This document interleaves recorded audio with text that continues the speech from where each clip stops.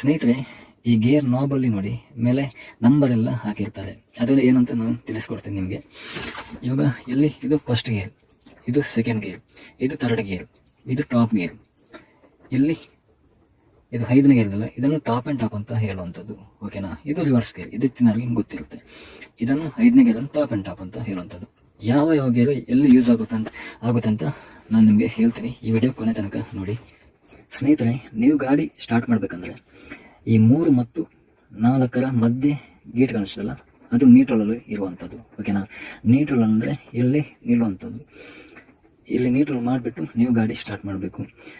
ಗಾಡಿ ಕಲ್ತ ಮೇಲೆ ಕ್ಲಚ್ ಹಿಡಿದು ಸ್ಟಾರ್ಟ್ ಮಾಡೋದು ಅದೆಲ್ಲ ಇದ್ದಿದ್ದೆ, ಅವೆಲ್ಲ ನಾನು ಹೇಳ್ಕೊಳ್ಲಿಕ್ಕೆ ಹೋಗಲ್ಲ. ಅದು ನಿಜವಾಗಿ ರಾಂಗ್ ಆಗುತ್ತೆ. ಓಕೆನಾ? ನ್ಯೂಟ್ರಲಲ್ಲಿ ಗಾಡಿ ಸ್ಟಾರ್ಟ್ ಮಾಡುವಂಥದ್ದು. ಹಾಗಂತ ಡೌನ್ ಇದ್ದರೆ ಆ ಥರ ಹೋಗಬೇಡಿ.